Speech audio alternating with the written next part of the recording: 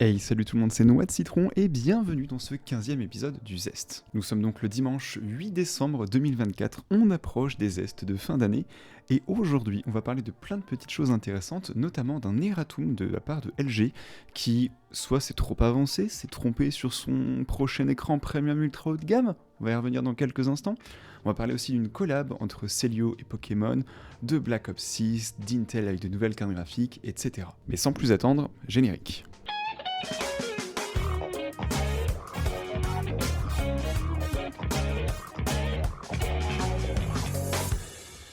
Et pour cette première news, on va commencer avec LG. Il y a un petit erratum, c'est-à-dire qu'il y a peu de temps, je vous ai présenté le LG Ultra Gear OLED 27GX 790A, encore un an couché dehors.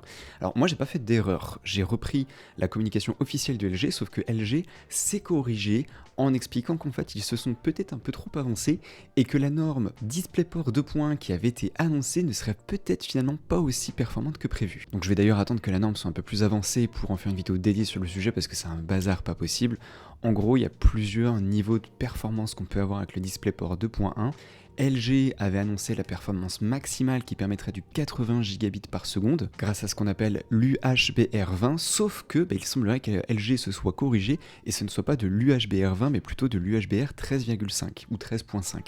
Qu'est-ce que ça veut dire? C'est-à-dire que la bande passante que vous avez pour votre câble ne serait plus de 80 gigabits par seconde, mais de 54 gigabits par seconde, ce qui ne permettrait donc pas de profiter de 480 Hz en 2560 par 1440 sans perte. Après, j'ai envie de vous dire, c'est pas grave. Dans le sens où, oui, c'est dommage de pas effectivement avoir 80 et je comprends pas trop pourquoi ils ont annoncé 80 pour dire en fait, lol, on s'est trompé, c'est 54.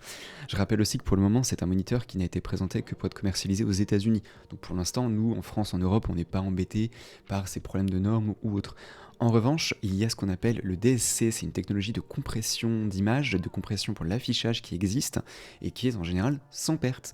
Donc vous ne devriez pas avoir d'artefacts ou de problèmes graphiques ou visuels à utiliser un moniteur qui n'est pas certes à 80 gigabits par seconde, mais à 54 gigabits seconde. Vrai problème, faux problème, j'ai envie de dire attendons, pour l'instant je m'inquiète pas, déjà on est sur un moniteur excellent, on a un moniteur qui est très premium, attendons de voir peut-être un peu plus avec des tests très poussés mais extrêmement exigeants, mais pour le commun des mortels, je pense pas que ça fasse une très grosse différence. En tout cas, sachez qu'LG a fait un petit erratum sur le sujet.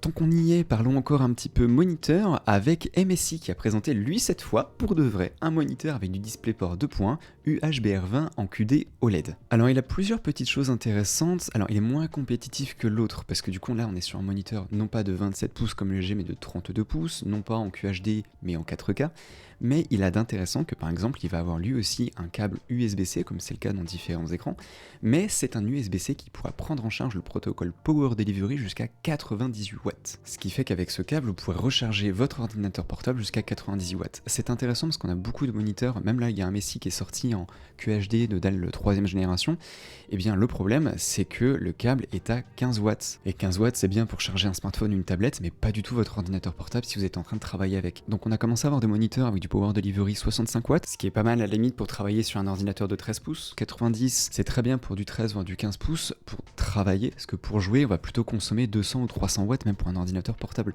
Donc 98 on va dire que c'est excellent pour travailler, faire de la production avec son appareil. À côté de ça, comme je vous le disais, on a du vrai 80 gigabits par seconde avec la norme DisplayPort 2.1.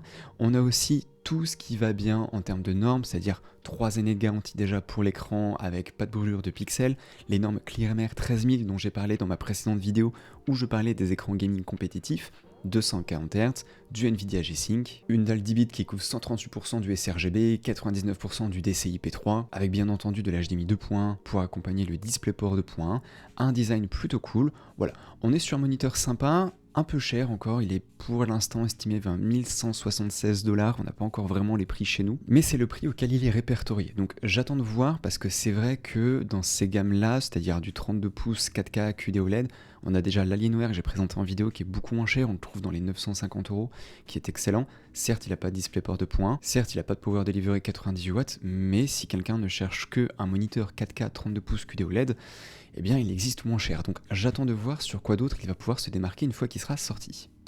Comme d'habitude pour mes news, j'aime bien rester un peu thématique, c'est-à-dire parler de tous les écrans d'un coup, de tout le hardware d'un coup, etc. Et bien là, on va pas parler d'écran, on va parler de cartes graphiques, ce qui s'en rapproche un petit peu puisque l'un ne va pas sans l'autre. Donc il y aurait eu des fuites, des petits leaks qui seraient sortis à propos de futurs Radeon RX 8800 XT, qui sont des cartes graphiques de chez AMD. Il n'y a pas encore de date, même si on s'attendrait à des présentations pour janvier 2025. En tout cas, ce qui ressort, c'est qu'elles pourraient offrir des performances en ray tracing qui seraient similaires à des RTX 4080. Ça, c'est extrêmement intéressant. Autre point intéressant, c'est que là, c'est la gamme qui n'est pas la plus haute chez AMD. Chez AMD, c'est avec le numéro 9, un peu comme avec Nvidia, vous avez les 4060, 70, 80, 90. Et bien avec AMD, c'est un peu pareil, vous pouvez avoir par exemple là 7600, 7800 et 7900. Ensuite, il y a des petites variantes avec le XT ou XTX. Mais pour garder en tête un truc simple, la 7900 XTX chez AMD, c'est ce qui existe aujourd'hui de mieux. C'est ce que j'ai de mon PC d'ailleurs. Ça fonctionne très bien. Mais la 8800 XT qui pourrait sortir prochainement pourrait elle offrir des performances 45% supérieures en ray tracing à la 7900 XT. C'est-à-dire qu'elle serait 45% plus performante sur ce point-là que l'actuelle très haut de gamme de la marque.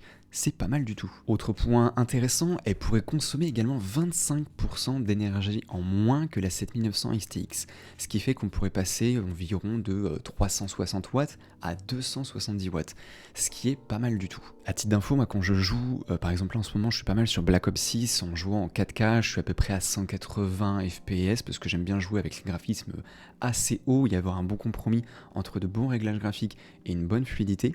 Donc j'ai une 7900 XTX avec un water cooling 360 IO de Be Quiet et un Ryzen 7 5800 X3D qui est pas non plus conçu pour être le plus économe en énergie. Tout ça avec 32 Go de RAM et que des SSD en NVMe. Et bien avec ça, je suis environ 600 watts de consommation en jeu. Ce qui fait que si déjà rien que sur la carte graphique, je pouvais réduire ma consommation de 25%, quand on joue beaucoup ou quand on fait beaucoup de télétravail ou ce genre de choses, et bien à l'année, sur une facture d'énergie pour un PC qui est très souvent allumé, et bien c'est pas rien. Parce que ok, consommer 25% de moins sur un composant qui consomme 40 watts, bon, c'est pas énorme, mais c'est toujours ça de prix, mais 25% de moins sur un composant qui en consomme 360, là ça commence à être intéressant. Surtout que qui dit consommation inférieure veut souvent dire chauffe inférieure, et donc un système de refroidissement qui a besoin d'être un petit peu moins gros, ou alors à taille égale qui sera plus performant, donc un composant qui va moins chauffer, qui pourrait être plus durable et qui sera surtout moins bruyant au niveau des ventilateurs. Donc ça c'est intéressant, j'attends avec grande impatience les annonces, les news, et il y a fort à parier qu'au CES de 2025, qui aura lieu du 7 au 10 janvier, on aurait pas mal d'informations intéressantes. Et toujours dans les GPU, on va pas parler d'NVIDIA, on va pas continuer sur AMD, on va parler d'Intel. Alors encore une fois, c'est pas forcément très connu, mais Intel existe aussi sur le marché des GPU, sauf que eux, ils ont décidé de faire un peu différemment, c'est de ne pas s'attaquer sur le haut de gamme. Ça se comprend déjà pour deux choses.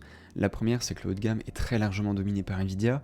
AMD est un petit peu à la traîne dessus, même s'ils sont pas en reste, parce que la 7900 XTX est vraiment un très bon composant, mais le haut de gamme est vraiment porté par NVIDIA. Pour de très bonnes raisons, déjà parce que la marque est très connue, très implantée et a la confiance des joueurs, mais c'est surtout que c'est des composants qui sont très performants malgré des prix un petit peu élevés, où c'est là-dessus qu'on peut avoir les meilleures performances avec du DLSS ou avec des technologies comme le ray tracing par exemple. Donc c'est vrai qu'aller concurrencer directement de l'ultra haut de gamme, c'est un peu compliqué. Ils ont donc pris le parti de s'attaquer à l'entrée de gamme. Et c'est pas déconnant, parce que je vais vous montrer quelque chose. C'est une enquête qui est publique, qui est disponible sur le site de Steam et qui est actualisée tous les mois. C'est une enquête qui vise à relever les composants qui sont utilisés pour se connecter au service de Steam ou jouer à des jeux Steam. Donc là par exemple on voit que le PC le plus stimé, si l'expression peut exister, c'est un ordinateur avec 16 Go de RAM, Windows 11 avec un CPU entre 2,3 et 2,6 GHz, 6 cœurs avec une RTX 3060, 8 Go de RAM et en général qui fonctionne en 1080p. Mais nous ce qui va nous intéresser c'est l'onglet carte graphique. Donc vous voyez qu'il y a quasiment tous les GPU du marché qui peuvent être référencés avec ces entre guillemets parts de marché. Vous avez le pourcentage qui est exprimé avec le petit pourcentage aussi à côté en vert ou en rouge pour dire si on a un peu plus ou un peu moins ce mois-ci. Et bien si on regarde tous les premiers GPU qui sont là, ce ne sont quasiment que des GPU d'entrée de gamme. Il y a bien la RTX 3070 qui sort un peu du lot, mais entre la RTX 3060 qui est ici et la GTX 1060 qui est là, ce ne sont que les entrées de gamme quasiment qui existent chez en plus Nvidia. AMD est totalement absent. Et ce qu'on voit là, c'est que là on a plus de 25% des PC qui sont utilisés pour jouer à des jeux Steam qui utilisent des cartes graphiques d'entrée de gamme et des cartes graphiques Nvidia. C'est donc pas déconnant de la part d'Intel d'aller chercher un marché où il y a le plus de demandes parce que c'est forcément plus simple de vendre des GPU à 220 ou 250 $ qu'à 1100, 1300 ou 1800 $. Donc on aurait des produits là qui seraient pas mauvais, j'attends quand même la sortie, puisqu'il y a quand même quelques technologies qui existent chez Intel, comme le XeSS, qui est l'équivalent du DLSS par exemple de Nvidia, qui est pas forcément très mauvais, mais qui est pas implanté de la même façon, c'est un petit peu différent, mais attendons de voir la commercialisation.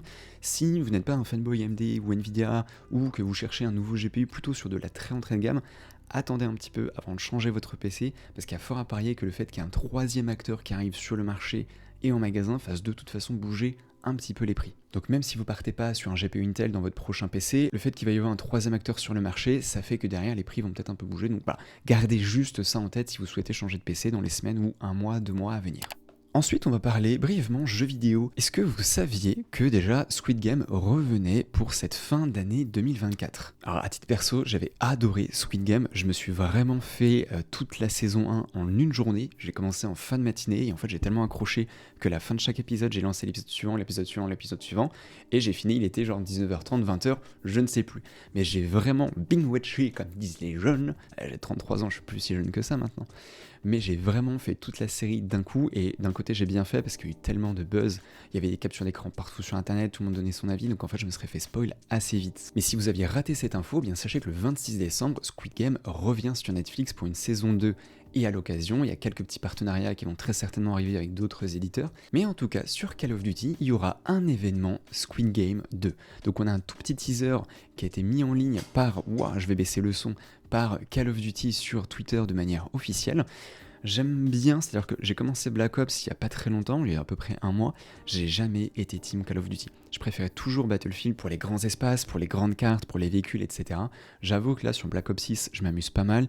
J'ai vu là sur une vidéo, je te passe le bonjour d'ailleurs avec Zomadera, il a partagé une news à propos du fait que certaines personnes n'aiment pas du tout la direction que prend Call of Duty, notamment avec les skins où on a plus ce côté réaliste, militaire, etc. et que ça fait un petit peu le bad buzz. Moi ça me gêne pas, je vous invite à aller voir sa vidéo si vous voulez en apprendre plus sur le sujet. Mais moi ça me choque pas et ça me gêne pas que dans un jeu comme Black Ops 6 qui est entre guillemets un peu réaliste, j'ai bien entre guillemets parce qu'on fait pas tous des glissades dans tous les sens dans la vraie vie, etc.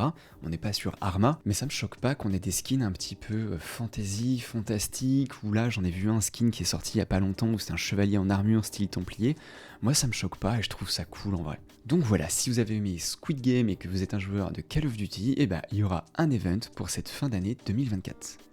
Êtes-vous chez Free ? Sinon, ça peut être l'occasion d'y passer avec une Freebox Ultra en édition limitée à l'occasion des 25 ans de Free. Alors en termes de performance, ce sera exactement la même que la Freebox Ultra. Si vous êtes curieux, j'ai d'ailleurs une vidéo entière que je consacre pas spécialement que à la Freebox, mais à mon installation internet chez moi. C'est-à-dire que oui, j'ai une Freebox Ultra, mais qu'est-ce que j'ai utilisé autour comme périphérique pour vraiment profiter des quasiment 8 gigabits seconde de bande passante sur cette box. Donc j'explique un peu ce que j'ai utilisé comme carte PCIe, les problèmes que j'ai pu avoir, le type de câble que j'ai utilisé, les performances que j'ai en réalité, c'est-à-dire entre ce que l'opérateur peut me vendre et ce que moi j'ai dans les faits. Donc voilà, allez la voir si ça vous intéresse, je l'ai sorti en début d'année. En attendant, on voit qu'on a là quelques petites options, de rétroéclairage, d'effets de LED, c'est très gadget, j'ai envie de vous dire, et c'est vrai que autant la Freebox Ultra actuelle, elle peut se loger un peu facilement partout, dans une décoration, sur un meuble, dans un salon, etc. Autant là, une box qui est rouge, transparente, avec des petites LED, je suis un peu partagé entre ça fait cheap et c'est ultra cool. À la limite, si vous mettez votre box dans votre gaming room, franchement, ça va déboîter d'avoir une box comme ça qui est rouge, translucide, avec des petits effets comme ça de, je vais pas dire de RGB, mais d'éclairage. Moi là, le truc organique, vraiment, je le trouve cool. Ça a un aspect qui est vraiment sympa. Mais dans un salon, ça peut être pénible. En dehors de ça, la Freebox Ultra en édition limitée n'est pas disponible que pour les nouveaux abonnés, comme ça peut être le cas de temps en temps, quand il y a une nouvelle box qui sort ou une nouvelle offre. Là, quand on regarde, on a bien l'info qui peut bénéficier de la Freebox Ultra édition limitée, soit les abonnés ou les autres abonnés free, et pour les non encore abonnés. En revanche, il y aura des frais de changement qui sont de 49 € si vous passez de votre box actuelle à cette nouvelle box. Donc voilà, je voulais vous partager l'info. Si vous ne l'aviez pas eu, je serais curieux de savoir votre avis en commentaire. Qu'est-ce que vous en pensez ? Est-ce que vous la trouvez cool ? Est-ce que c'est elle est beaucoup trop cheap ? Est-ce que le fait qu'elle soit en plastique un peu translucide, ça accentue encore ce côté un peu AliExpress ? Ou est-ce que vous la metteriez chez vous ? Vraiment, dites-moi parce que ça m'intéresse. Et enfin, j'ai envie de vous partager 2 news beaucoup plus légères, parce que j'ai pas envie de vous faire une vidéo trop longue aujourd'hui, pour préparer Noël si vous n'avez pas encore fait vos cadeaux. Alors il faut savoir que Celio a sorti une collection, alors ils en font souvent avec des mangas, des animes, des choses comme ça, mais là ils en ont refait une à propos de Pokémon. Alors, autant par exemple celui-là je le trouve pas beau, il y a une carte Dracofeu X dans le dos, bon devant on a le logo feu, enfin énergie feu, autant la face avant je la trouve jolie, autant la face arrière avec la grosse carte je suis pas hyper fan. En revanche, il y a donc une collection complète, on peut avoir des sacs, plaids, chaussettes, pulls, etc. N'hésitez pas si vous avez quelqu'un dans votre entourage qui est fan de Pokémon, parce que autant certains visuels je suis pas trop fan, autant il y en a, par exemple celui-ci, où on a un t-shirt qui est blanc avec une écriture en noir devant, et derrière on va avoir le logo, hop, je vous montre du moins le logo, un petit artwork avec Magikarp, lui encore, je le trouve joli. Vraiment, je le trouve sympa, je sais pas ce que vous en pensez, il y a quelques visuels que je trouve vraiment cool. Après, bien entendu, on peut pas tout aimer, moi par exemple ça, j'ai des gens dans mon entourage, je suis certain qu'ils adoreraient avoir ça, moi jamais de la vie, tu me verras avec ça sur le dos, tu me payes, c'est un enterrement de vie de garçon, tu m'as financé, je sais pas, mais c'est impossible que de mon propre chef je porte une veste comme ça un jour. Mais voilà, n'hésitez pas, si vous avez des fans de Pokémon dans votre entourage, il y a toute une collection de 24 produits disponibles en différentes couleurs chez Celio. Et enfin, je vous partage une news, donc c'est pas sponsor du tout, le Zest, je tiens à ce que ce soit un format non sponsorisé où il peut y avoir ni influence d'une marque ou d'un revendeur tiers. En revanche, je tenais à vous informer que sur l'Epic Game Store, vous avez de manière gratuite, alors sachant qu'à la base il est à 50€ quand même le jeu, et bien Lego Star Wars, la saga Skywalker. Et dépêchez-vous, puisque pour l'instant donc il passe de 50 à 0, il est donc gratuit jusqu'au 12 décembre 2024 à 17h, ce qui fait que dans quelques jours cette offre va expirer. J'aime bien, moi, à titre perso, les jeux Lego, je les trouve toujours très amusants, très bien faits. En plus, il y a de la coop sur un seul écran. On peut partager le clavier en deux, il y en a avec la manette ou avec le clavier. J'aime bien. Vraiment, c'est des jeux sympas, surtout quand c'est gratuit. Ne vous en privez pas. Allez le télécharger, allez le récupérer, l'ajouter à votre bibliothèque, même si c'est pas pour y jouer maintenant, ça pourra toujours être sympa de l'avoir dans son catalogue pour une autre fois. Bon, alors je ne sais pas ce que vous avez pensé des news de cette semaine, c'est vrai que j'ai dû creuser un petit peu parce qu'on était encore dans beaucoup de news à propos d'offres de dernière minute vis-à-vis des Black Friday, etc. Je trouve encore une fois que la Freebox, ok, elle a un petit charme, mais... je sais pas, je suis sceptique, donc je suis vraiment curieux de connaître votre avis là-dessus. Et pareil, pour Celio, il y a 2-3 vêtements que je trouve vraiment cool, mais est-ce que vous serez client de ce genre de produit ? Et du coup, comme vous êtes les meilleurs à rester jusqu'à la fin de ce format, je vous passe une petite info. Cybertech a déjà expédié un Samsung G6, donc avec la 3e génération de dalle QD OLED en 360 Hz. Donc là, il va arriver prochainement pour en avoir un test complet. Je pense qu'il arrivera du coup mi-décembre, le temps que je finisse de peaufiner tout ça. Sur ce, je vous dis à très bientôt, peut-être dimanche prochain pour l'épisode 16 du Zest, ou un peu plus tôt si entre-temps je sors une nouvelle vidéo, je sais pas encore. Allez, salut tout le monde!